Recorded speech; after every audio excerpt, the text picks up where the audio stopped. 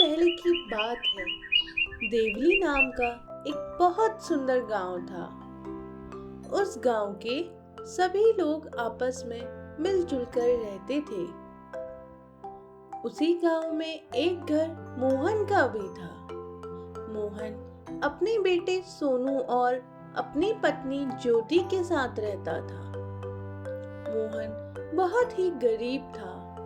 वो दिन भर मजदूरी करके पैसे कमाता और मेहनत से कमाए हुए पैसों से बड़ी ही मुश्किल से उसका घर चल पाता था। बेटा सोनू, तुम मन लगाकर पढ़ाई किया करो। काश मैं भी मेरे पिताजी की बात मानकर ठीक से पढ़ा होता तो आज एक अच्छी नौकरी पर होता।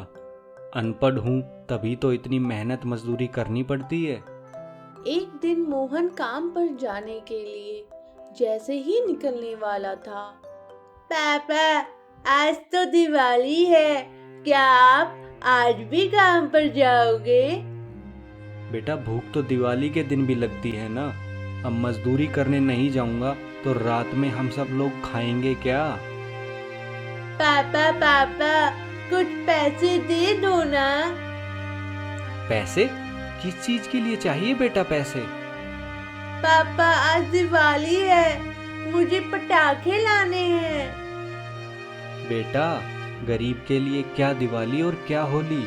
पेट भर खाना मिल जाए हमें तो वही दिवाली है हमारे लिए। ये कहकर मोहन चला जाता है। पैसे ना मिलने से और अपनी गरीबी को देखकर सोनू रोने लगा।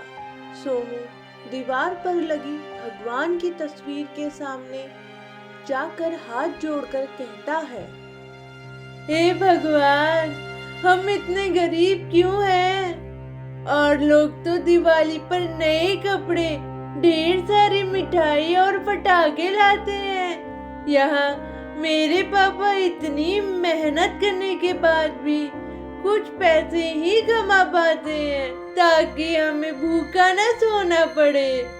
हे भगवान, आप तो अंतर्यामी हैं और सब कुछ जानते हैं, फिर भी आप हमारी मदद क्यों नहीं करते? हमारी मदद कीजिए, प्लीज हमारी मदद कीजिए ना भगवान। ऐसा कहकर सोनू फूट फूट कर रोने लगा। पास ही में खड़ी उसकी माँ ये सब देख रही थी। अपनी गरीबी और अपने बच्चे की बेबसी देख उसकी भी आंखें भर आई और वो सोनू के पास जाकर कहती है, बेटा भगवान तो हमेशा हमारे साथ हैं। उन्होंने हमें इंसान रूपी जीवन दिया और यही सबसे बड़ी बात है। और भगवान उनकी मदद जरूर करते हैं जो मन लगाकर मेहनत करते हैं। इसीलिए बेटा मैं हमेशा कहती हूँ कि मन लगाकर पढ़ाई किया करो। अच्छे से पढ़ोगे तभी तो हम इस गरीबी से निकल पाएंगे। हाँ माँ, आप सही कह रहे हो, अब मैं और ज्यादा मेहनत करूँगा। शाबाश मेरे बेटे, अब तुम और ज्यादा उदास मत हो। ये लो 10 रुपये, ये मैंने दिवाली की पूजा के सामान के लिए कई समय से बचा कर रखे थे।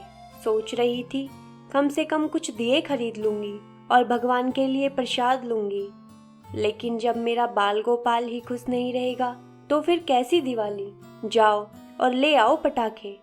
10 रुपए पाकर सोनू बहुत खुश हो जाता है और वो मोटू परचून वाले की दुकान की तरफ चल देता है। उस गांव में परचून की सिर्फ एक ही दुकान थी। उस दुकान के मालिक का नाम मोटू सिंह था। सभी लोग उसको मोटू परचून वाला कहकर बुलाते थे।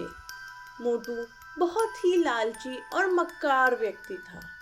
कुछ ही देर में सोनू मोटू सिंह की दुकान के पास पहुंच जाता है। दुकान पर पहुंचकर जैसे ही सोनू कुछ कहता, उससे पहले एक बूढ़े बाबा वहां आ गए और मोटू से कहने लगे, बेटा कुछ खाने को दे दो, बहुत दिनों से भूखा हूँ। ए बाबा आगे जाओ आगे, ये धर्मशाला है क्या जो मुंह उठाकर चले आए? हाँ सोनू बेटा, तुम बताओ क्या लेने आए हो? बेटा, कई दिनों से भूखा हूँ, कुछ तो दे दो खाने को। कह दिया ना, आगे निकलो। कुछ नहीं है मेरे पास तुम्हें देने को। अभी बिक्री का टाइम है, मेरा दिमाग मत खराब करो। ऐसे ही बांटता रहूंगा तो मैं भूखा मर जाऊंगा। मोटू का जवाब सुनकर बूढ़े बाबा बहुत उदास हो गए। सोनू वहीं खड़ा ये सब देख रहा था। बाबा की हालत देखकर सोनू को दया आ गई। बाबा, आप उदास मत होइए, ये लीजिए 10 रुपया। आपको जो खाना है वो खरीद कर खा लीजिए। अरे बेटा, तुम तो बहुत नेक दिल बच्चे हो। भगवान तुम्हारा जरूर भला करेगा। बाबा को सारे पैसे देकर बिना पटाखे लिए सोनू अपने घर की तरफ चल दिया।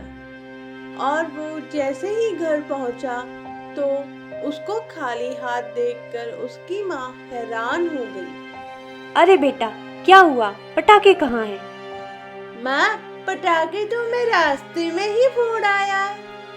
सोनू, माँ हूँ मैं तेरी, मुझसे झूठ मत बोल, सच सच बता, जो पैसे दिए थे उनका क्या किया तूने? फिर सोनू ने सारी बात अपनी माँ को बताई।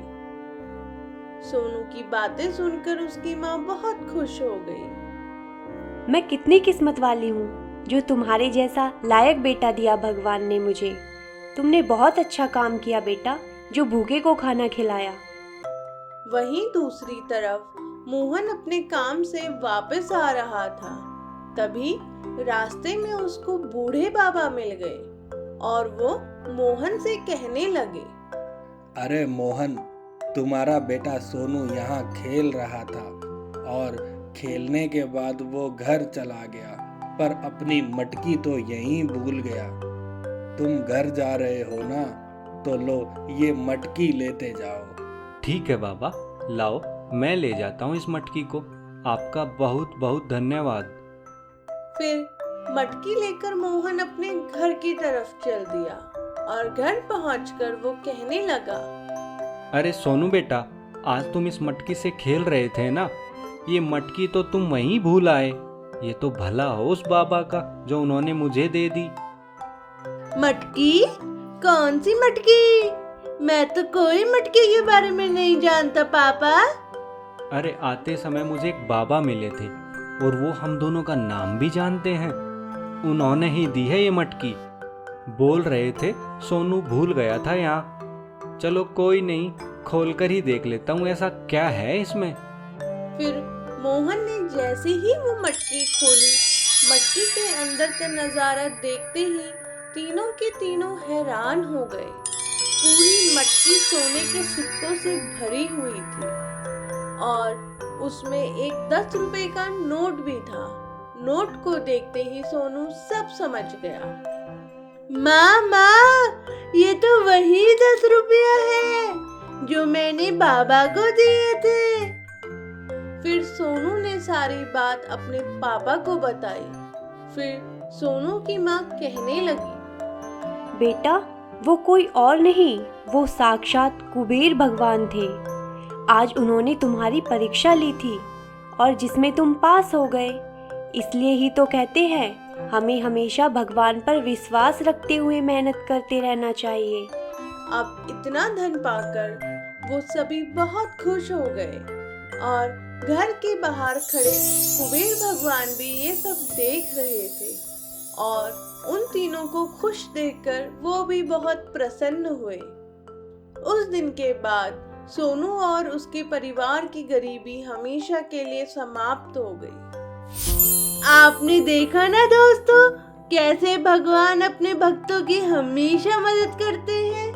अगर आप भी भगवान के सच्चे भक्त हैं तो वीडियो को लाइक कीजिए, कमेंट सेक्शन में बताइए आप किस भगवान को मानते हैं और हाँ, चैनल को सब्सक्राइब करना तो बिल्कुल मत भूल जाना। और हाँ दोस्तों, दिवाली की आप सभी को बहुत बहुत शुभकामनाएं।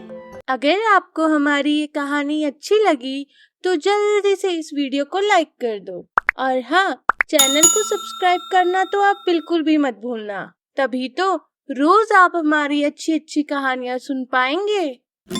I don't think so. No, no, no, no.